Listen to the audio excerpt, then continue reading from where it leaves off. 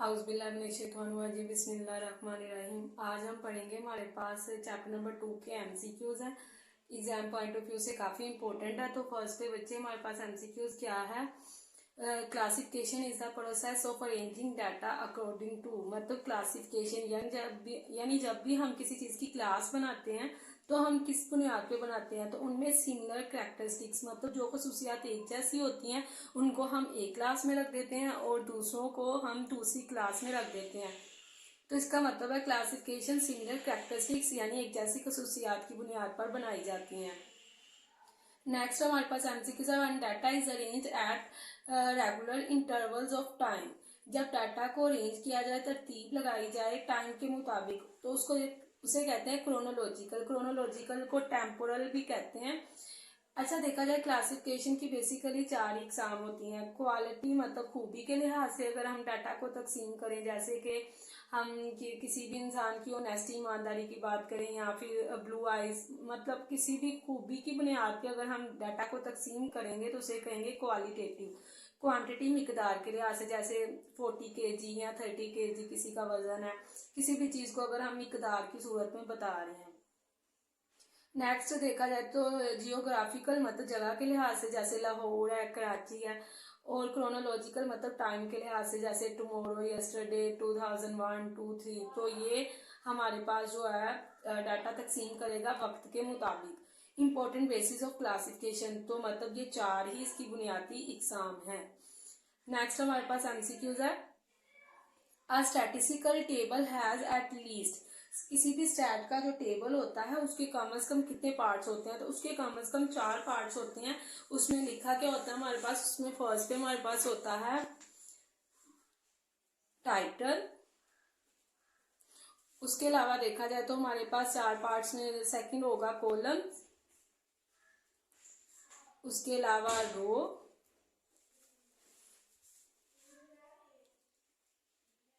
अच्छा कॉलम को हम और क्या कह सकते हैं, कॉलम को हम कह सकते हैं वर्टिकल,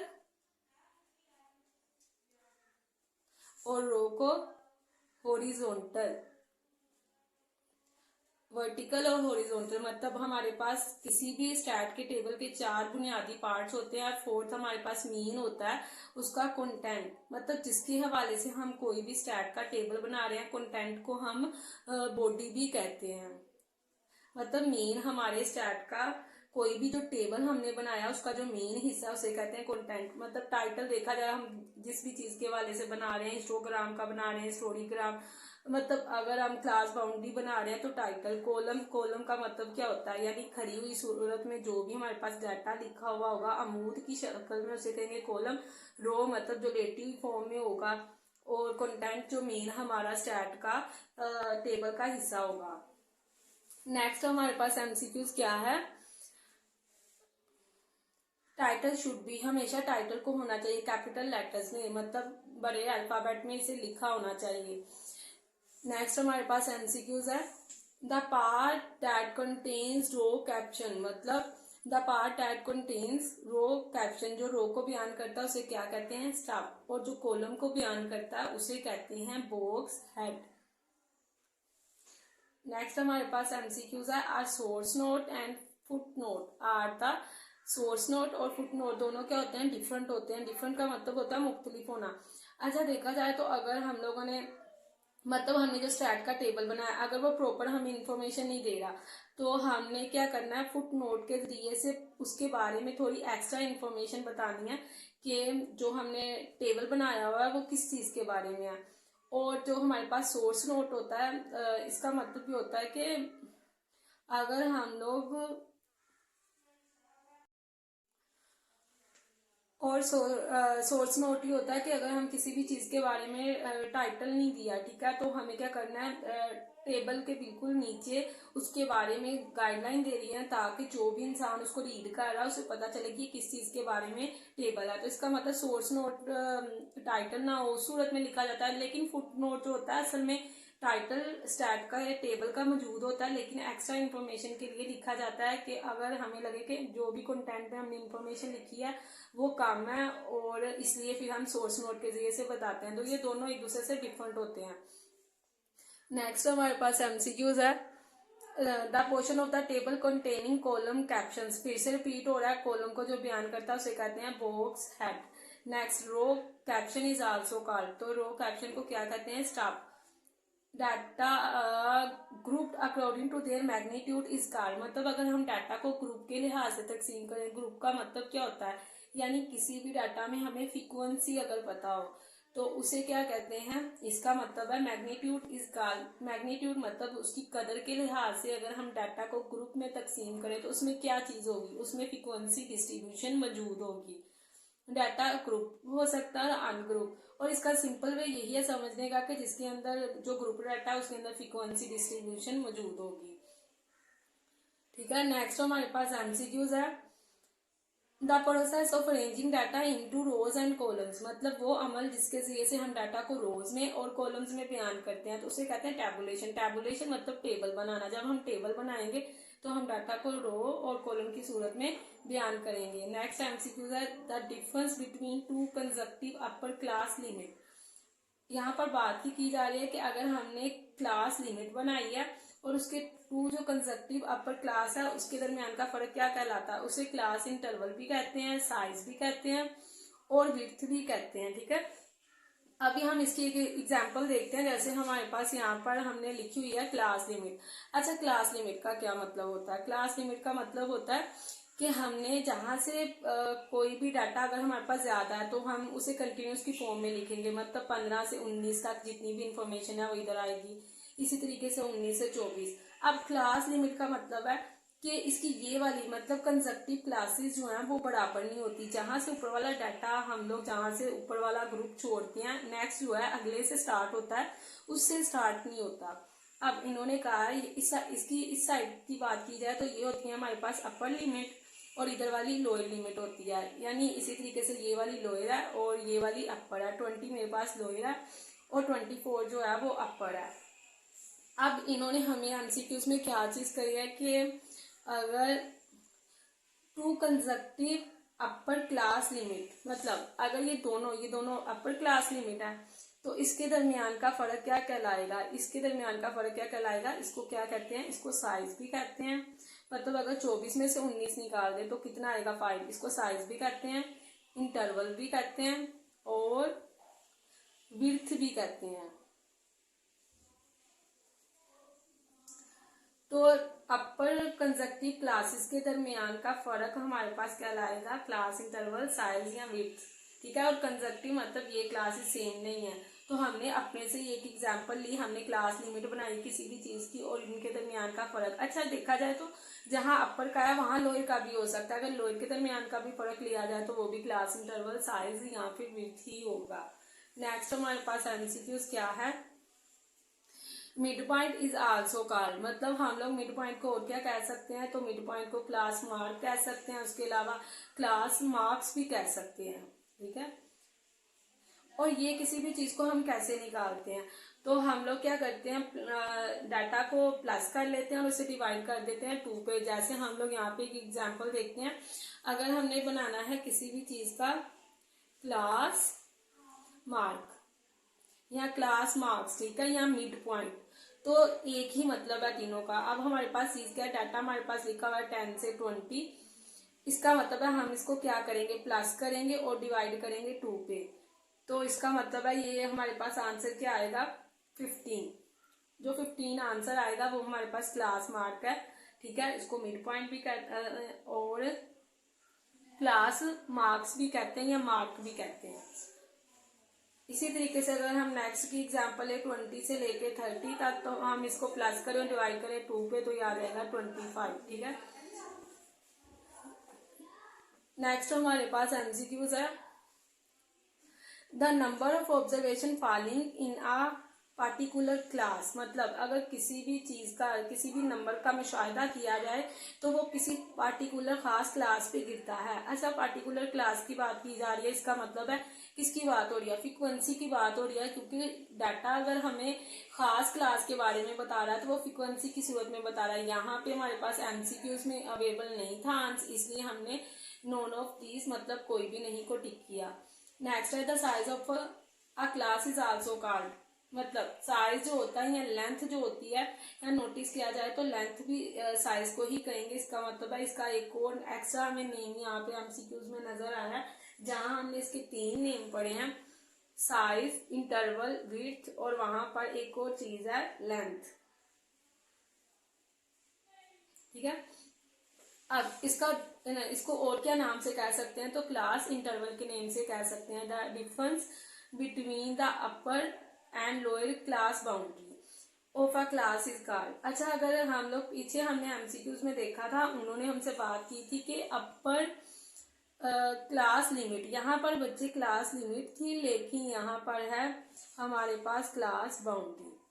अच्छा, इन्होंने कहा अपर और अगर लोअर के दरमियान का फर्क निकाला जाए और वो क्लास बाउंड्री का हो तो उसे क्या कहते हैं, उसे भी क्लास इंटरवल ही कहते हैं। जैसे यहाँ पे मैं एक एग्जांपल लिखी हुई है, हमारे पास क्या चीज है, यही बच्चे चीज हमारे पास क्लास लिमिट थी। ठीक है, और अगर हमने इसको क्लास बाउंड्री में चेंज करना हो तो हम इसको कैसे चेंज करेंगे, हम इन दोनों के दरमियान का फर्क लेंगे। मतलब अगर हम 20 में से 19 निकाल दें तो एक आएगा, एक को अगर डिवाइड करेंगे 2 पे तो कितना आएगा, 0.5।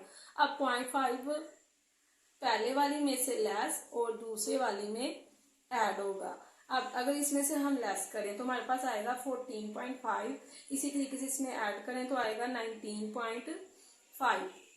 फिर से इसमें से लेस करेंगे 20 में से तो आएगा 19.5, और अगर इसमें ऐड करें तो हमारे पास आएगा 24.5। अभी नोटिस किया जाए तो ये हमारे पास जो कंसेक्टिव क्लासेस हैं ये बराबर है, इसका मतलब है ये हमारे पास क्या है, क्लास बाउंड्री, और इसकी बराबर नहीं थी तो ये क्लास लिमिट थी।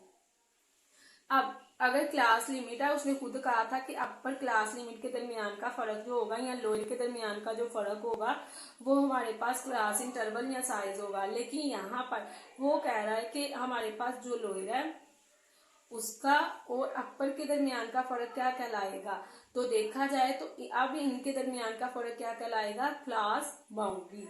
मतलब क्लास बाउंड्री ये बनी हुई है, इसके दरमियान का फर्क लिया जाए तो ये हमारे पास निकल आएगा आंसर साइज।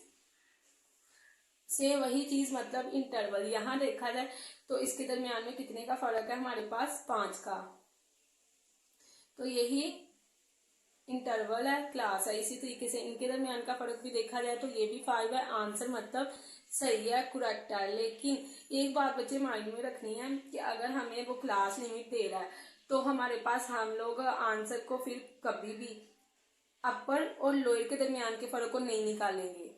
हम अपर में से अपर को निकालेंगे या लोअर में से लोअर को निकालेंगे तो आंसर सही आएगा। जैसे 20 में से 15 निकालें 5 आएगा, 24 में से 19 निकालें तो 5 आएगा।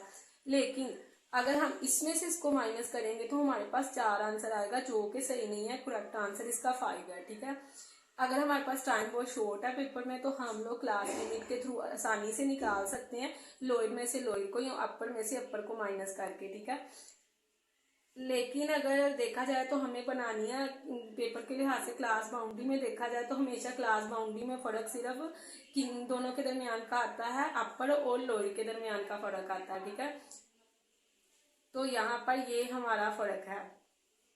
फिर से ध्यान से एमसीक्यूज बच्चे ये वाले देख ले दोनों तरीकों से। अगर टाइम को शॉर्ट है, क्लास लिमिट है, तो हम अपर में से अपर का फर्क निकालेंगे तो ठीक निकल आएगा, लेकिन अपर में से लोअर का बिल्कुल भी नहीं निकालना। ठीक है, और अगर क्लास बाउंड्री है तो फिर तो हम आसानी से निकाल लेंगे। तो ये साइज, इंटरवल, विड्थ या लेंथ निकालने का यही हमारे पास प्रोसीजर था जी। इसका मतलब है हमारे पास इस एमसीक्यूज में क्या है, the difference between the upper and lower class boundary. तो देखा जाए तो ये हमने क्लास बाउंड्री बनाई थी, ये अपर और लोअर के दरमियान का फर्क। 19.5 में से 14.5 निकाल दो तो आंसर ये है, इसका मतलब ये क्लास बाउंड्री है। ऐसा ही है, और आंसर आ गया यानी आंसर हमारे पास क्या आएगा, साइज के हवाले से, इंटरवल के हवाले से आएगा। लेकिन ऐसा हम क्लास लिमिट में नहीं कर सकते, हम अपर में से लोअर को माइनस नहीं कर सकते। ठीक है, क्योंकि उसकी ये वाली साइडें बराबर नहीं है, कंसेक्टिव क्लासेस बराबर नहीं है। नेक्स्ट हमारे पास एमसीक्यूज है, if there is no gap between consecutive classes the limits are called. अगर कंसेक्टिव क्लासेस के दरमियान फर्क नहीं हो तो कंसेक्टिव क्लासेस के दरमियान में यहाँ पर फर्क नहीं है, इसको क्या कहा जा रहा है, क्लास बाउंड्री। और अगर इनके दरमियान में फर्क हो तो इसे क्या कहते हैं, इसे हम लोग कहते हैं, अगर इनके दरमियान में और अगर हमारे पास कंसेक्टिव क्लासेस के दरमियान में फर्क हो उसे कहते हैं लिमिट, और अगर फर्क ना हो उसे कहते हैं क्लास बाउंड्री। ठीक है, नेक्स्ट हमारे पास एमसीक्यूज है the mid point of the group. Mid point मतलब क्लास मार्क, हमने क्या किया, इन दोनों को प्लस किया और डिवाइड किया 2 पे, तो हमारे पास आंसर आ जाएगा 6.5। ठीक है, नेक्स्ट हमारे पास एमसीक्यूज क्या है, the lower and upper class limits are, मतलब हमारे पास ये वाली लोअर है और ये वाली अपर है, जाहिर है ये छोटी है ये बड़ी है, हमने इसे इस सूरत में लिख लिया। अब हमने क्या करना है, इसका मिड पॉइंट निकालना है यानी क्लास मार्क निकालना है। हम क्या करेंगे, इन दोनों को प्लस करेंगे और डिवाइड करेंगे 2 पे, तो आंसर आ जाएगा 25। नेक्स्ट हमारे पास एमसीक्यूज है the main classes types of the graphs. Graphs की बेसिकली 4 एग्जाम है। ठीक है, वैसे चार्ट्स की 3 एग्जाम है, सिंपल बार चार्ट, मल्टीपल और कंपोनेंट बार चार्ट, लेकिन ग्राफ की 4 एग्जाम है। हमारी ग्राफ की जो 4 एग्जाम है वो क्या है, हिस्टोग्राम। ठीक है, इसको फ्रीक्वेंसी डिस्ट्रीब्यूशन का ग्राफ भी कहते हैं। उसके अलावा हमारे पास फ्रीक्वेंसी कर्व और पॉलीगॉन है, इसको हम लोग मिड पॉइंट के जरिए से निकालते हैं। क्यूमुलेटिव फ्रीक्वेंसी पॉलीगॉन है, इसको ओगिव भी कहते हैं। और हिस्टोग्राम, इसको टाइम सीरीज का मतलब वक्त का ग्राफ भी कहते हैं, इसमें हम वक्त को बताते हैं। यहाँ नोटिस किया जाए स्पेलिंग में हिस्टोरी है और ये क्या हिस्टोग्राम है, ये फ्रीक्वेंसी डिस्ट्रीब्यूशन का ग्राफ है और ये टाइम सीरीज का ग्राफ है। और ये कर्व और पॉलीगॉन हम लोग मिड पॉइंट के थ्रू बनाते हैं। और क्यूमुलेट का मतलब होता है प्लस करना, जमा करना। इसके थ्रू जो हम चार्ट बनाते हैं उसे कहते हैं क्यूमुलेटिव फ्रीक्वेंसी पॉलीगॉन, और या फिर उसे ओगिव भी कहते हैं। देखा जाए तो बच्चे ये हमारे पास ग्राफ की 4 एग्जाम है। ठीक है, और चार्ट की हमारे पास 3 ही एग्जाम मोस्टली दिखने में नजर आती हैं, वो सिंपल, मल्टीपल और कंपोनेंट बार चार्ट। नेक्स्ट हमारे पास एमसीक्यूज है the frequency of a class divided by the total frequency. मतलब अगर किसी भी क्लास की फ्रीक्वेंसी ली जाए और उसे सिग्मा यानी समेशन एफ पे डिवाइड किया जाए तो उससे क्या निकलता है, उससे हमारे पास जो चीज फाइंड आउट होती है उसे कहते हैं रिलेटिव फ्रीक्वेंसी। रिलेटिव फ्रीक्वेंसी को हम समझने के लिए एक एग्जांपल देख लेते हैं। ये हमारे पास क्वेश्चन लिखा हुआ है। ठीक है, इसकी फ्रीक्वेंसी हमारे पास मौजूद है, हमने इससे बनानी है इसकी रिलेटिव फ्रीक्वेंसी। तो हमें अच्छे से ये रियलाइज होना चाहिए कि अगर हम किसी भी क्लास की फ्रीक्वेंसी को, मतलब अगर हम 2 को यहाँ पर डिवाइड कर दें, टोटल कितना है, मतलब समेशन एफ यानी सिग्मा एफ, तो यहाँ पर 2 को डिवाइड किस पे करेंगे, 20 पे। इसी तरीके से सबको डिवाइड करेंगे 20 पे, तो यहाँ पे हमारे पास आंसर आएगा, ये देखें 2 डिवाइडेड बाय 20। तो हमारे पास रिलेटिव फ्रीक्वेंसी का आंसर उन्होंने बताया 0.10। ठीक है, इसी तरीके से हम सारों का फाइंड आउट करेंगे, मतलब अगर 5 को हम डिवाइड कर दें 20 पे तो ये हमारे पास आ जाएगा 0.25।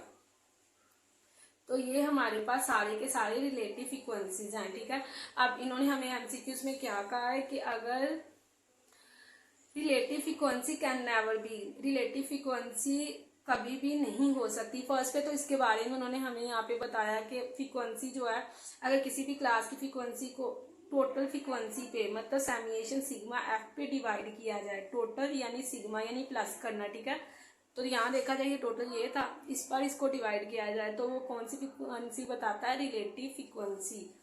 अब नीचे उन्होंने कहा relative frequency can never be, वो कभी भी नहीं हो सकता। मतलब अगर बच्चे रिलेटिव फ्रीक्वेंसी का जो आंसर है एंड पे लाके जमा किया जाए तो वो हमारे पास 1 हो सकता है, 1 से थोड़ा बहुत मतलब 0.5 का या ऐसे कुछ भी फर्क हो सकता है, बहुत थोड़ा, लेकिन वो 0 कभी भी नहीं हो सकता। जैसे यहाँ पे एग्जांपल लिखी हुई है हमारे पास, अगर हमने ये जो हमारे रिलेटिव फ्रीक्वेंसी इससे आए हैं, हमने इन सारों को किया प्लस और ये किसके बराबर आ गया, 1 के बराबर।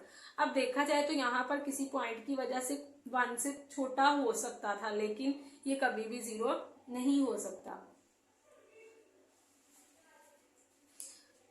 अब नेक्स्ट हमारे पास एमसीक्यूज क्या है, sum of all the relative frequency is equal to, हमेशा रिलेटिव फ्रीक्वेंसी का आंसर किसके बराबर आता है, तो 1 के बराबर आता है, जो हमारे पास अभी आंसर में हमें नजर आया। नेक्स्ट हमारे पास एमसीक्यूज है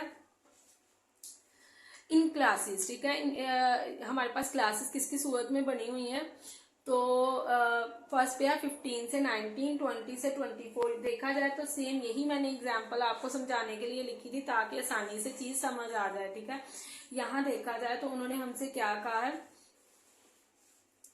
फर्स्ट जो हमारे पास है 15 से है 19, तो ये हमने चीज लिख दी 15 से 19। दूसरी हमारे पास उसने क्या बताई है 20 से 24, हमने 20 से 24 लिख दी। और उसने हमसे कहा है कि यहाँ पर आपने क्या निकालना है, आपने यहाँ पर साइज निकालना है। तो ये अगर मैं इस तरीकाकार से बच्चे लिखूँ, ये क्लास लिमिट है, फिर मैंने इसको किसमें चेंज कर दिया, क्लास बाउंड्री में।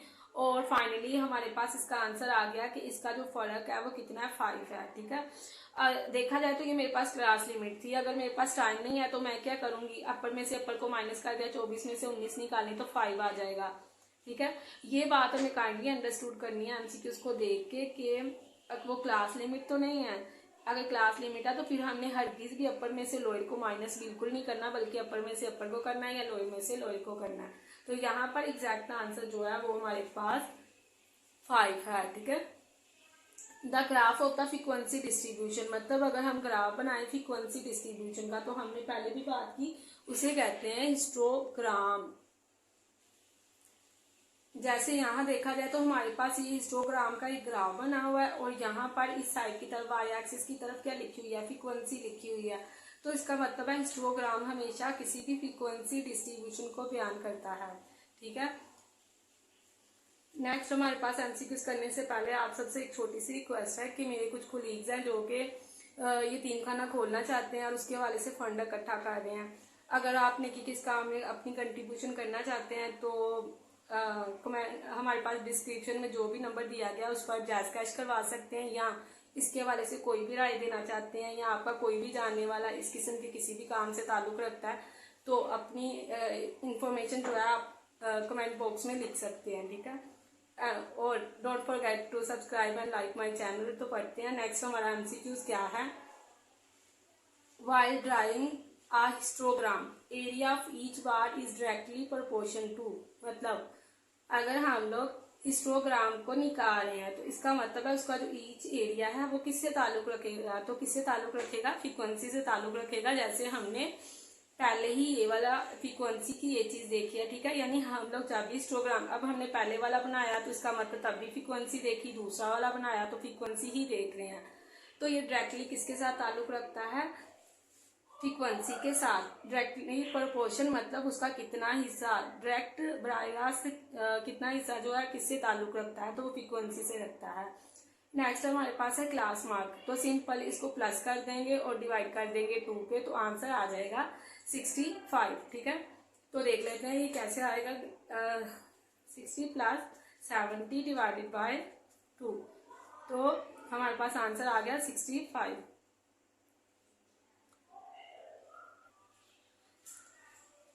अगर बच्चे हमारे पास इसी तरीके का कोई भी एमसीक्यूज हो, ठीक है, और हमने उसका क्लास साइज निकालना, भी देखा जाए तो सिर्फ एक ही क्लास है। अगर ऊपर देखा जाए तो हमारे पास 2-2 क्लासेस थी, हमें 2-2 क्लासेस से पता चल गया कि ये क्लास लिमिट है, क्लास बाउंड्री नहीं है। लेकिन अगर हमारे पास एक ही क्लास हो तो फिर तो हमें कोई भी प्रॉब्लम में फेस करने की जरूरत नहीं पड़ेगी, हमें ये बात जानने की जरूरत नहीं है ये क्लास लिमिट है, ये क्लास बाउंड्री है, क्योंकि पता ही नहीं चल पाएगा।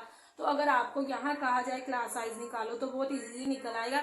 70 में से हम 60 माइनस करें तो हमारे पास कितना क्लास साइज या इंटरवल आएगा 10। ठीक है, तो अगर एक है तो हमारे लिए बिल्कुल भी प्रॉब्लम नहीं होगी। नेक्स्ट हमारे पास एमसीक्यूज है। The graph of the cumulative frequency distribution. अच्छा, मैंने पहले भी बताया क्यूमुलेट का मतलब होता है प्लस करना। अगर हम क्यूमुलेटिव फ्रीक्वेंसी का ग्राफ बनाएं तो उसे क्या कहते हैं, ओगिव। क्योंकि पहले भी हमने ग्राफ की चारों टाइप्स में पढ़ा कि क्यूमुलेटिव फ्रीक्वेंसी कर्व का जो डिस्ट्रीब्यूशन का जो ग्राफ होता है उसे कहते हैं ओगिव। एग्जाम्पल देख लेते हैं। हमारे पास बच्चे बना हुआ है ओगिव का चार्ट। ठीक है, ओगिव का ग्राफ बना हुआ है। हमने इसे किस तरीकाकार से बनाया, ये हमारे पास लिखी हुई है क्लासेस, ये है फ्रीक्वेंसी मतलब एफ। अब हमने इससे क्यूमुलेटिव फ्रीक्वेंसी बनानी है। इसमें 2 तरह की फ्रीक्वेंसी आएगी, एक आएगी लेस देन और दूसरी आएगी मोर देन। अब हम लिखेंगे कैसे, लेस देन 5 है, पहले वाली 5 ऐसे की वैसे लिख दी। अब हम पिछले वाली में अगले वाली जमा करके सामने, मतलब अगर 5 में 25 हम जमा करें तो कितना आएगा 30। इसी तरीके से 30 में 45 ऐड किए तो कितना हो गया हमारे पास 75। इस तरीकाकार से हमने लेस देन फ्रीक्वेंसी बनानी है। पहली वाली सेम, आप पिछले वाली फ्रीक्वेंसी पकड़ी, उसमें अगले वाली जमा करके सामने, ये हमने लेस देन बनाई। उसके बाद हमारे पास है मोर देन। वो कैसे बनाएंगे, हमारे पास 100 मतलब हमने टोटल जो फ्रीक्वेंसी है वो ऊपर लिख दी 100। अब हम क्या करेंगे, नेक्स्ट वाली जब लिखेंगे तो कैसे लिखेंगे, हम पिछले वाली पकड़ेंगे और उसी में से पिछले वाली फ्रीक्वेंसी, याद रखिएगा यहाँ लेस देन वाली नहीं बल्कि सिर्फ कौन सी, खाली फ्रीक्वेंसी की बात की जा रही है। तो 100 में से हम 5 को माइनस करें तो कितना आ जाएगा 95। अब मैंने अगला लिखना है तो अगले वाले में क्या करना है, पिछले वाला पकड़ के उसमें पिछले वाली ही फ्रीक्वेंसी लेस करके आगे लिखनी है। तो 95 में से अगर हम 25 निकाल दें तो कितना बचेगा 70। तो इसी तरीके से हमने ये बनाई। अब हमने इसका बनाया है ग्राफ, ये हमारे पास क्या चीज बता रहा है, मोर देन ओके ऐसा ही है, और ये हमारे पास क्या है, लेस देन ओके, क्योंकि हमारे पास क्या है, छोटी से बड़ी की तरफ ऊपर की तरफ और ये ऊपर से नीचे की तरफ आ रहा है। तो अगर इसका ग्राफ बनाया जाए तो इसे क्या कहते हैं, इसे कहते हैं ओके। यही बात यहाँ बताई जा रही है, क्यूमुलेटिव फ्रीक्वेंसी पॉलीगॉन, और उसको और क्या कहते हैं, ओकी। ठीक है, तो यही था हमारा ये एमसीक्यू, क्यूमुलेटिव फ्रीक्वेंसी डिस्ट्रीब्यूशन जो बनाते हैं उसे कहते हैं ओकी। नेक्स्ट हमारे पास एमसीक्यूज है ग्राफ ऑफ टाइम सीरीज, मतलब जो वक्त को बताता है उसे हम क्या कहते हैं, हिस्टोरीग्राम। यहाँ नोटिस किया जाए तो बच्चे स्पेलिंग पे गौर करें, ये है हिस्टोरीग्राम यानी हिस्टोग्राम, या हिस्टोग्राम फ्रीक्वेंसी डिस्ट्रीब्यूशन, खाली फ्रीक्वेंसी डिस्ट्रीब्यूशन का ग्राफ है। लेकिन जो हमारे पास हिस्टोरीग्राम है वो वक्त के बारे में बता रहा है। नेक्स्ट हमारे पास एमसीक्यूज है a frequency polygon. A frequency polygon is closed figure of many sides, मतलब इसको मोटी तरह की साइड से क्लोज किया जा सकता है। इसकी बच्चे हम एक एग्जांपल देख लेते हैं, फ्रीक्वेंसी पॉलीगॉन। यहाँ पे हमारे पास एक क्वेश्चन है, हमने इसे क्या बनाया, मिड पॉइंट। हमेशा फ्रीक्वेंसी पॉलीगॉन बनाना है या फिर कर्व बनाना है, तो हमें उसके लिए क्या करना चाहिए, ये देखिए फ्रीक्वेंसी पॉलीगॉन और फ्रीक्वेंसी कर्व कुछ भी बनाना है हमें पहले मिड पॉइंट लेना पड़ेगा। कैसे लिया, इसको प्लस किया डिवाइड किया 2 पे, इसको प्लस किया डिवाइड किया 2 पे, तो इस तरीके से मिड पॉइंट आ गए। ठीक है, अब हमने मिड पॉइंट नीचे रख लेना है और हमने वाई एक्सिस की तरफ क्या रख लेनी है, फ्रीक्वेंसी। तो यहाँ देखा जाए तो हमारे पास ये फ्रीक्वेंसी है और ये हमारे पास मिड पॉइंट है। अब हमने यहाँ पर बात की फ्रीक्वेंसी पॉलीगॉन, तो इसको हम उसी तरह की साइड से किसी भी तरीकाकार से क्लोज कर सकते हैं। असल में फ्रीक्वेंसी पॉलीगॉन एक तो मिड पॉइंट से बनता है और दूसरा ये स्केल के साथ, मतलब इसके हर एक हम जो इंटरसेक्ट करते हैं वो स्केल से करते हैं। और कर्व में सिर्फ इतनी सी बात होती है कि हम स्केल का यूज जो है वो नहीं करते, बाकी सारी इंफॉर्मेशन वैसे ही लिखते हैं जैसे हम पॉलीगॉन की लिखते हैं। तो फ्रीक्वेंसी पॉलीगॉन को हम क्लोज कर सकते हैं मैनी साइड, मतलब किसी भी साइड से इसको क्लोज कर सकते हैं। ठीक है, तो ये था हमारा एमसीक्यूज। नेक्स्ट हमारे पास क्या है, बोथ लेंथ एंड विड्थ, मतलब अगर किसी भी चीज की लंबाई या चौड़ाई आर यूज्ड इन, इस्तेमाल होती है 2 डायमेंशनल डायग्राम, मतलब जब हम किसी भी डायग्राम के बारे में उसकी लंबाई या चौड़ाई के बारे में बता रहे होते हैं तो हम इसी चीज को एक्सप्लेन करते हैं, ऐसा ही है। नेक्स्ट हमारे पास एमसीक्यूज है the budgets of 2 families can be compared by, अगर हमारे पास 2 फैमिलीज हैं और हम उनका बजट मतलब आमदनी और खर्च का हिसाब किताब लगा रहे हैं, तो हम उसे किसकी सूरत में बता सकते हैं, सबडिवाइडेड रेक्टेंगल्स, मतलब हम क्या लेंगे, एक एंगल ले सकते हैं रेक्टेंगल और उसका हाफ हिस्सा जो है उसमें कह सकते हैं कि ये फैमिली ए है और दूसरी फैमिली बी है, सही है। तो ये था हमारा एमसीक्यूज।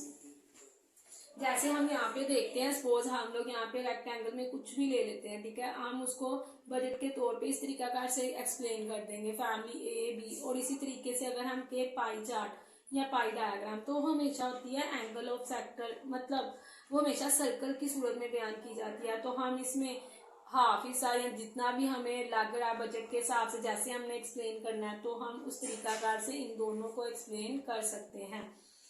तो यही चीज यहाँ लिखी हुई है, उसने क्या कहा, the budgets of 2 families can be compared, उनका मुआवजा किया जा सकता है सबडिवाइडेड रेक्टेंगल्स पाई डायग्राम दोनों से, मतलब both A and B and O की। हमने पीछे भी बात की, जो क्यूमुलेटिव फ्रीक्वेंसी डिस्ट्रीब्यूशन होती है उसका दूसरा नाम क्या होता है हमारे पास, ओगी।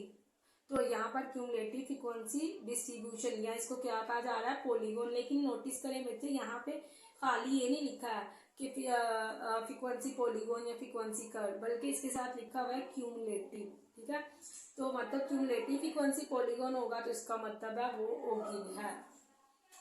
नेक्स्ट हमारे पास एमसीक्यूज है अब पाई डायग्राम। पाई डायग्राम मतलब pie chart is represent by the, उसको सर्कल की सूरत में बयान किया जाता है। ठीक है, और सर्कल किसके बराबर होता है, 360 डिग्री के। Angle are calculated in constructions of angle of, जो एंगल हम बयान करते हैं वो किसमें करते हैं, उसे हम करते हैं पाई चार्ट में, ठीक है। इसको समझने के लिए हम एक एग्जांपल देखते हैं। हमारे पास ये क्वेश्चन है, ठीक है, हम इसका बना रहे हैं एंगल ऑफ सेक्टर। कैसे बनाएंगे, ये हमारे पास हो गया कंपोनेंट पार्ट मतलब 6 और डिवाइडेड बाय टोटल, टोटल कितना है हमारे पास 15, ऐसा ही है।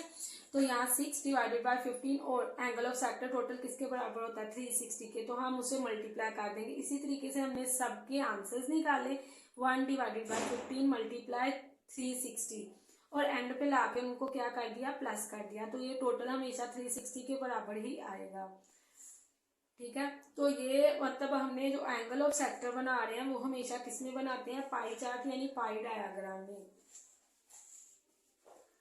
Total angle of pie chart 8, तो ये बराबर होते हैं 360 डिग्री के। यही थे हमारे बच्चे एमसीक्यूज।